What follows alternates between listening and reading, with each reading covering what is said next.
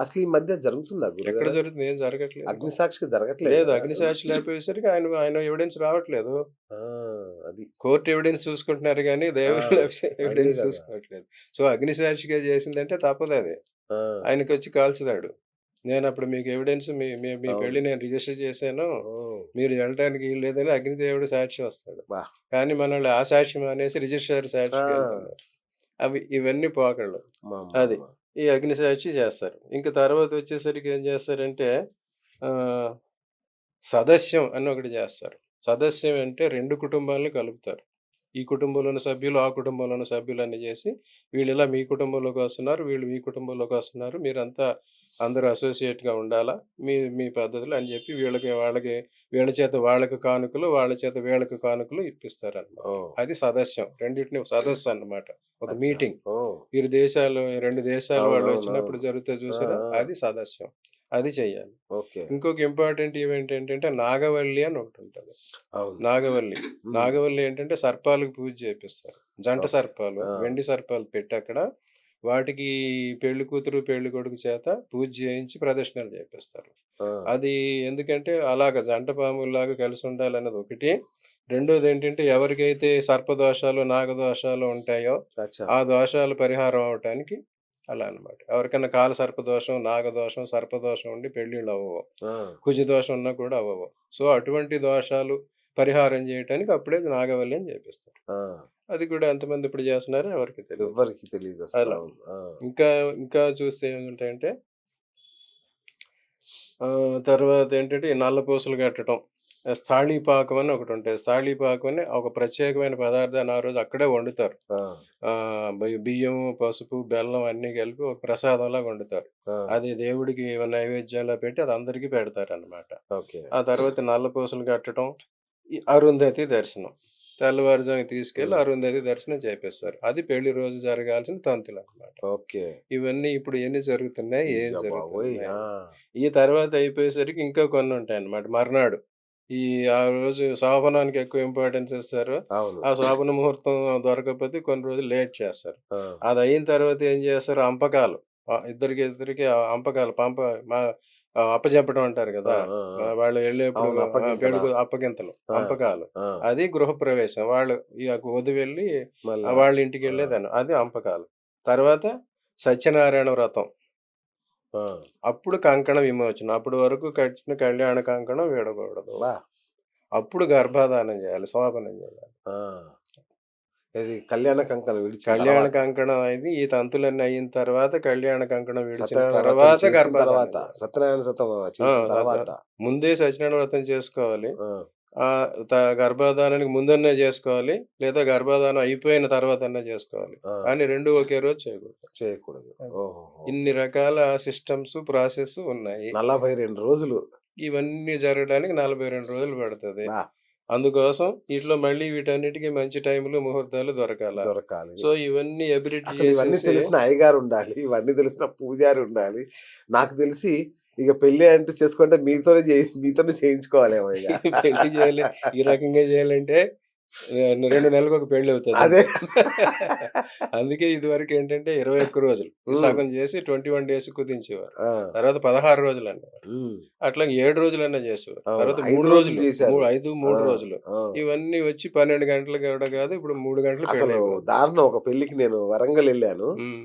ఎళ్లి భోజనాలయ్యాక చూస్తే ఎవరు లేరింక. ఎవరు ఉండరు. అదే ఎక్కడోళ్ళు అక్కడ వస్తుంది. మాయం. అందరూ ఏమనుకుంటున్నారంటే, పెళ్ళంటే రావటం, వాళ్ళు కనిపించటం, అక్షతలేయటం, ఫోటో దిగటం, ఎళ్ళిపోవటం. ఎళ్ళిపోవడం. భోజనం చేయడం, లేదంటే మందు కొట్టడం, ఎళ్ళిపోవడం. అంతే. ఇంతే. అంతే తప్ప ఇంకేమి లేవు. అబ్బా! సో, ఇదంతా ఏంటంటే, ఈ పెళ్లి అనేది 2 జీవితాలను కలిపే ఒక మహత్తరమైన, పవిత్రమైన ప్రక్రియ. అవును. ఒకటి.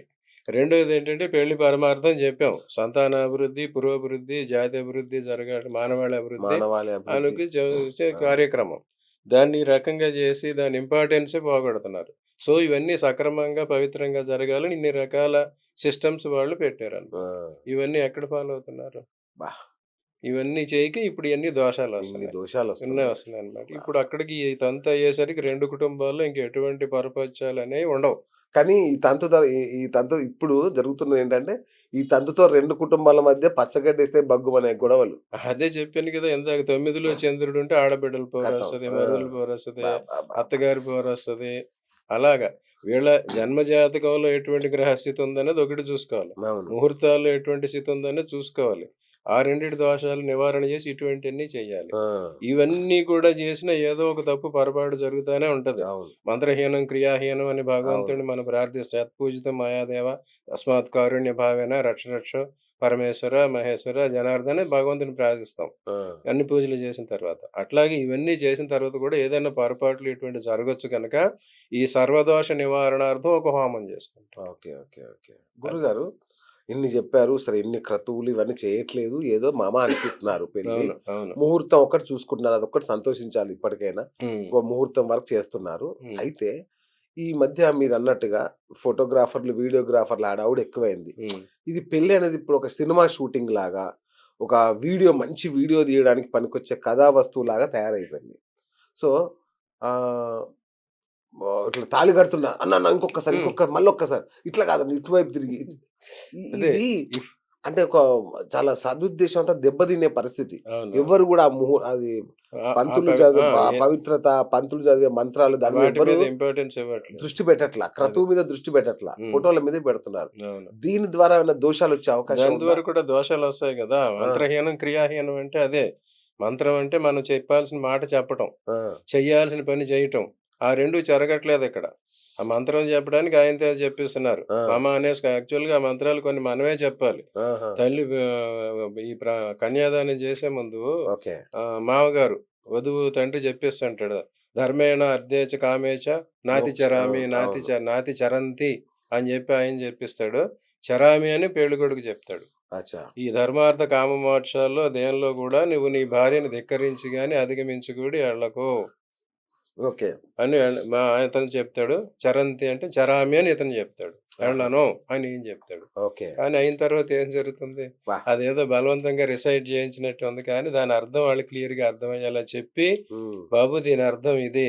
నువ్వు ఇది చెప్పావంటే ఇది. హ్మ్. ఈళ్ళు చివరికి ఏమైపోతున్నాయి కోర్టులో భగవద్గీత ప్రమాణం చేసినట్టు ప్రమాణం అయిపోతుంది. చేయాల్సిన పరిస్థితి వస్తుంది. చేసి అంతా నిజమే చెప్తాను, అవును. అబద్ధం చెప్పను అలా కూడా ఉన్నాను. అంతా నిజమే చెప్తాను, అబద్ధం చెప్పను అని హ్మ్. క్లియర్‌గా చెప్పాలి. హ్మ్. ఇవన్నీ వాళ్ళ చేత చేయించటం, వాళ్ళ అర్థం తెలియకపోవటం, హ్మ్. ఇవన్నీ చేయలేకపోవడం. ఇంకోటేంటంటే వీళ్ళకి సరైన టైం ఇవ్వకపోవటం. ఓకే. వీటి వల్ల ఇవన్నీ జరుగుతాయి. Right. Hi friends, thank you for watching this video. ఈ వీడియో గనుక మీకు నచ్చినట్లయితే దయచేసి లైక్ చేయండి, షేర్ చేయండి. ముఖ్యంగా మా ఛానల్ 24/7 న్యూస్ టీవీని సబ్స్క్రైబ్ చేసుకోండి.